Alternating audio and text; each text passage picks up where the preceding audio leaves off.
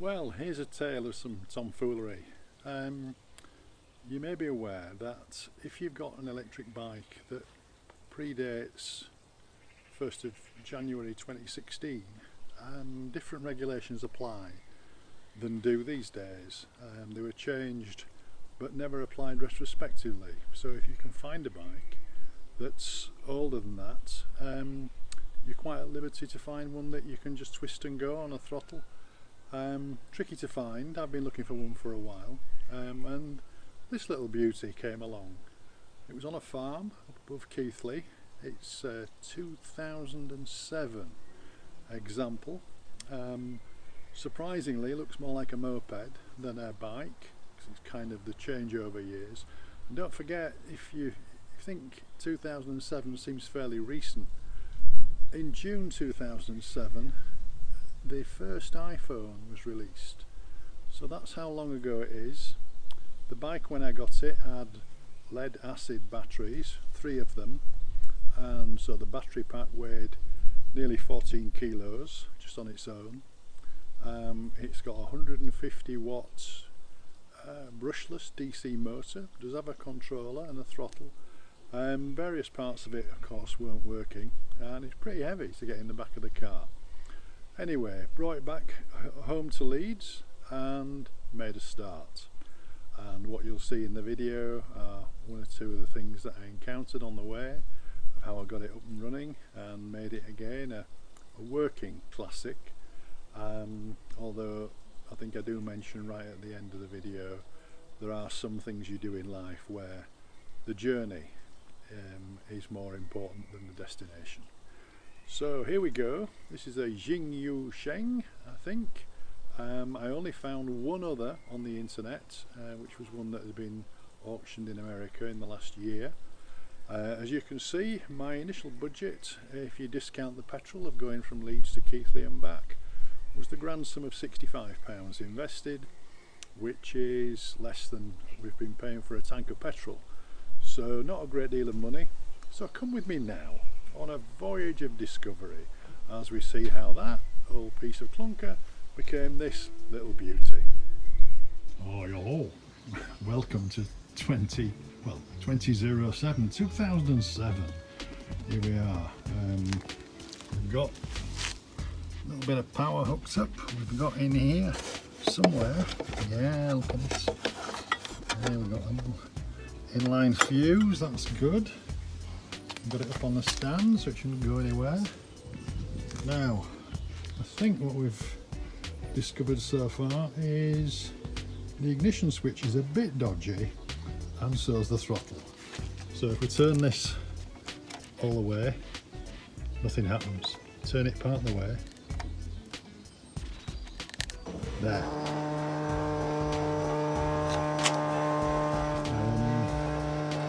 We're doing the max.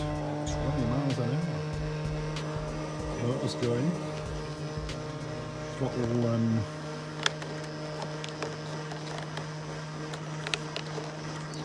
just have a little effect. Horn works. Indicators work. And what these do. So all we've got to do now is find out why it's stuck permanently in go. Look at this, look. Cutouts. Look, how sexy is that? Other one. Now when you cut out, it only returns to half power. Look, go down again, completely stop. Start again. Now see what happens with the throttle now. Not a lot. Nope. Other cutout, which is actually the back brake, I think, on this. Yeah.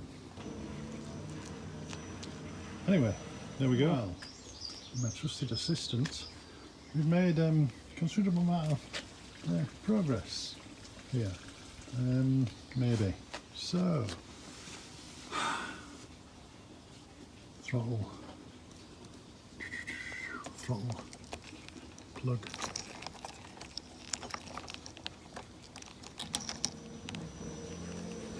Now there's a funny thing. Touch that and it goes. Let's have a look at that then. Old 8.8 amp hour battery on it, wired it up,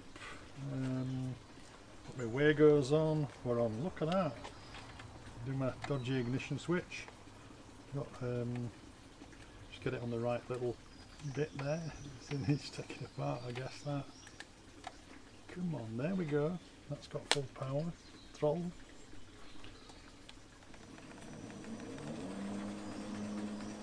Just goes up to 25k, let that go, springs back to there. I think if you let it go back to where it springs back, it's okay, but it's on a knock and it will go further back there. So that needs putting in there. If it's just to there, that's fine, provided the rider knows about it. That's it, that battery will go in. Nice. 13 kilos of fun, off we go. It's got, seems to have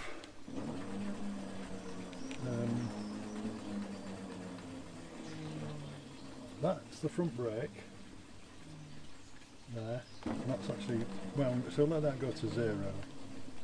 Yeah, pull the front brake. It has actually got an electric cutout. Just try that. Yes, it's got a cutout there. Okay. The back one,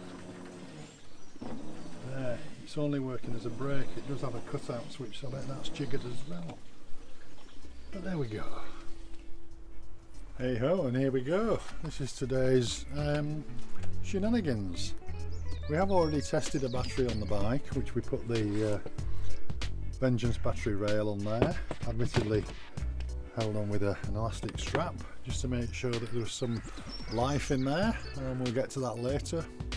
But today's exercise is to try and keep the bike looking as stock as possible, is to fit that inside here, which looks like an easy fit.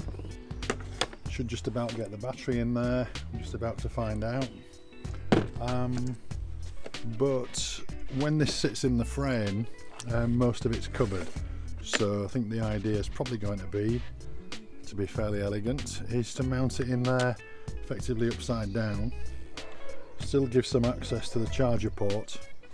At the moment using an old Vengeance battery. These are 11.7 amp hours. The existing battery that was in it, which is there, which is 36 volts, was 12 amp hours. Other slight difference though, which you'll see in a minute when we open it up. This is lead acid batteries, this is lithium ion.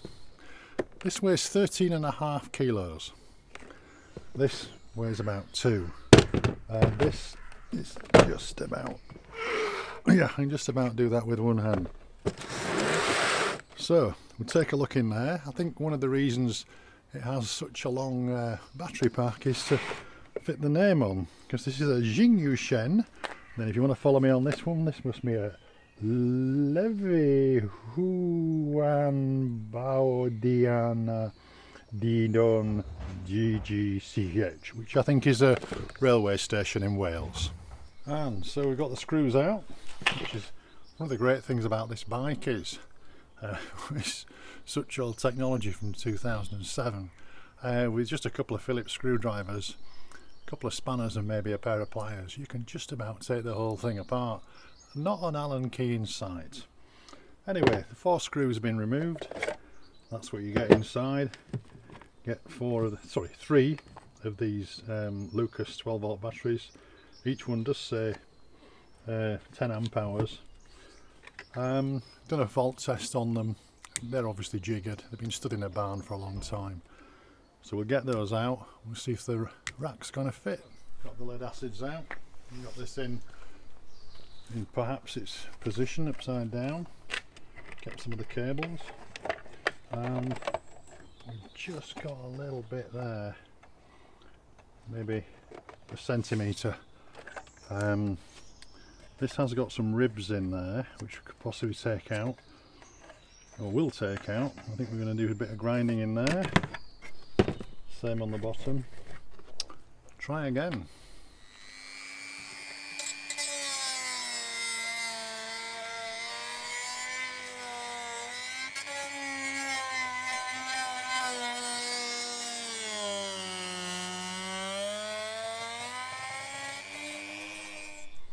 Okay, we've had a tea break, albeit it was actually coffee and a biscuit.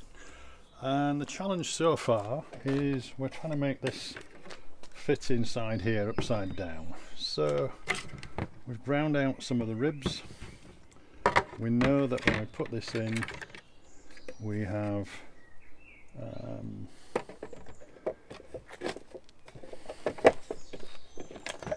just nearly, just these, well, I suppose we call it 4mm, something like that, 3 or 4mm. So after the caffeine rush, we looked at this and thought, well, if we want, we could sacrifice one of these rails. We're using it for this anyway, get the big grinder on it, take all this lip off. That would probably do it, although you can probably hear in the background it's a very quiet Sunday afternoon here, and at the pain of making my neighbours think they're living near a shipyard, probably wouldn't do that grinding now. The other option could be unscrew these, the top and bottom of the mount, and fix them directly into there, which might mean putting some bolts through here, which is an intrinsic part of the beauty that is the Xingyeushen, and then the very long word. So the deliberation has been, what I'm going to do is I'm going to get on the computer, do a quick bit of 3D modelling, see if I can model some kind of plate that will fit in here and hold this. I thought initially it could be fairly easy. There is this slight arch on here to consider because I'm looking at gluing it in. Anyway, with the magic of time travel that video makes possible, the next thing you see could be that in progress. This is a sample from the 3D printer. The first thing I wanted to do was just print a small section, make sure we got this section exactly right, want that nice and snug, don't want it rattling about in there. We're not at Halfords now, and that, I think, is a pretty snug fit. What I might do is just maybe shave a millimetre off the width there. I want that to go on reasonably easily, and then hopefully the idea is going to be that when this is the full length, it can be attached in here. And as we said, there's a bit of an arc on that, so I might print an extra section that just matches in there. But hopefully when that and the battery are in there, so that would be like that, and that would be like that, and then this would be like that, and I think, yep, that's gonna, and even there's even a bit of room in there, which is good. Not sure how much. I think that's it. No, we're actually going to do it the other way up, weren't we? That's the top. Yep, we're going to have it in that way, or even in this way, somewhere here. You can see, where's the charging port? Yeah, charging port on these are here. So if we had it this way, we certainly might have to make a hole in there, but we can get the charge port. And which way around are we going? I think we're going to go this way. There we go.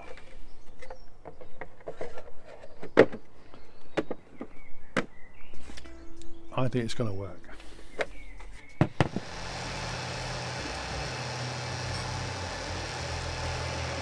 So while the 3D printer is doing its stuff, which is going to take about an hour, probably about time to have a look at this little beauty, which is the ignition. Now the key, when it came, was quite bent, and the ignition seems a bit faulty, that if it's just twisted and then brought back a bit, it seems to work. So access, as always, on here is some Phillips screws.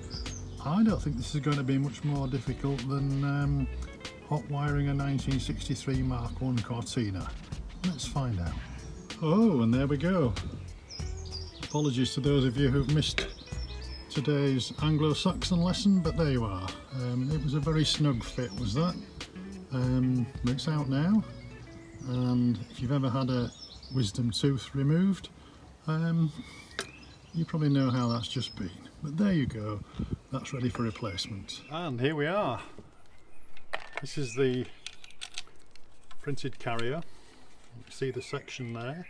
We've even logoed it up. That seems to do the trick. This allows the battery to just sit in there. That's it locked in. That's nice and solid in there.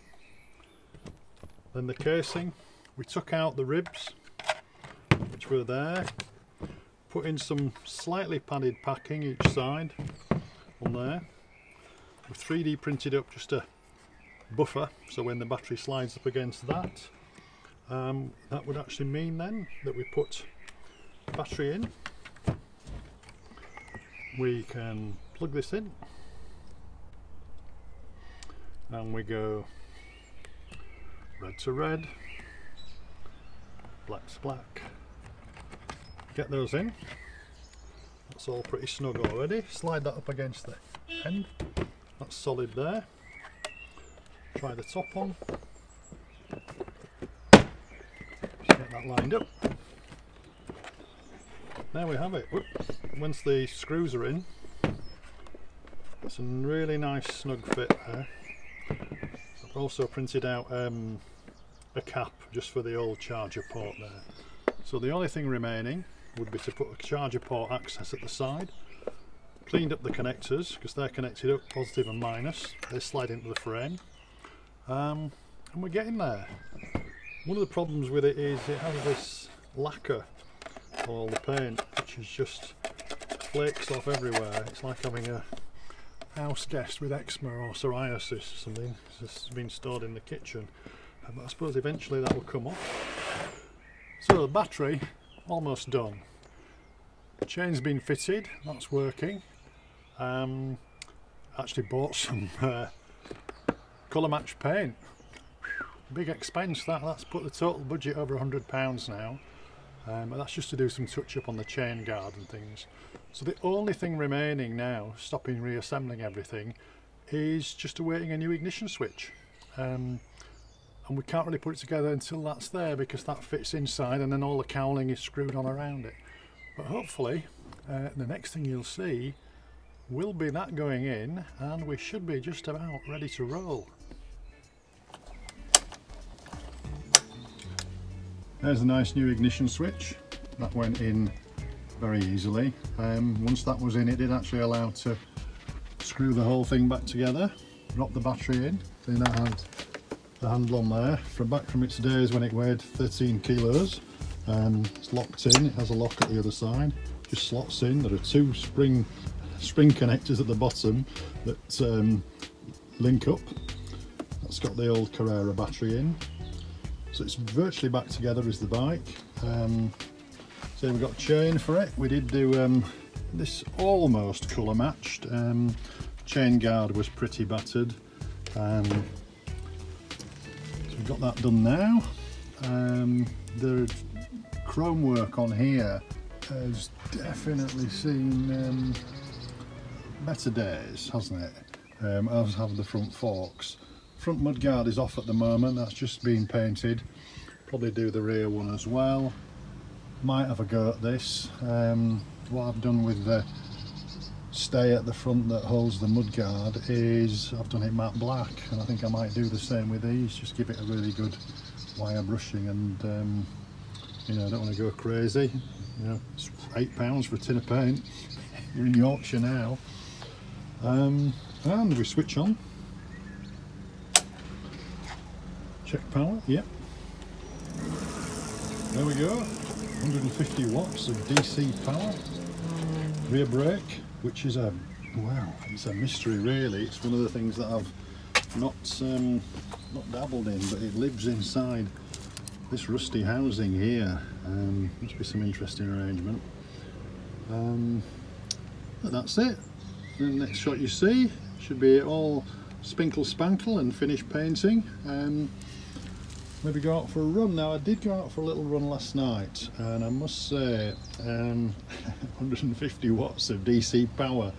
It's hasn't really got any launch control, but it did make it around the block and up the slight hill, and certainly down the hill. The other thing I've done is I've struggled to find any pads for these brakes, these rim brakes. The ones that were on it had a really strange fitting here with the spline, so I had a happy hour adapting these regular ones to fit in there. But you know, we do have a little bit of stopping power, let's hope. Oh, and the lights, they're a bit interesting. So I took all the cowling off, and we haven't got a light there. Believe it or not, they're normal, look like car light bulbs that are in there, the indicators, etc. I think you can probably do those. Yep, that's yep, got those going.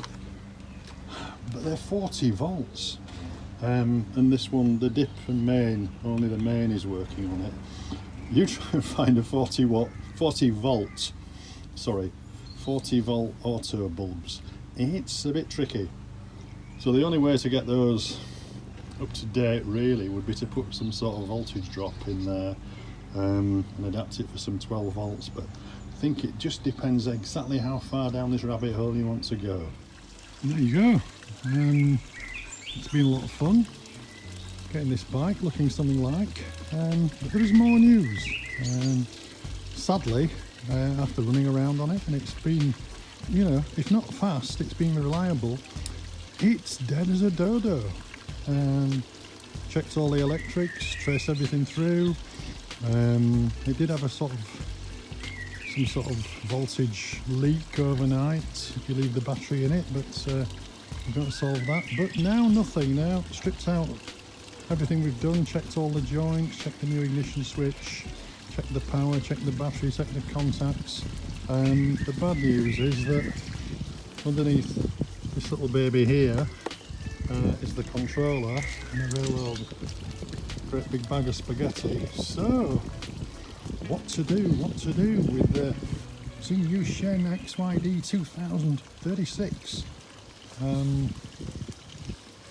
See, you've got some beautiful paintwork there, put a new pannier carrier on it. Got an investment now of in excess of £100. So do we throw good money after bad? What do we do? At the moment, what we've done is stroked our chin. But watch this space. Watch this space.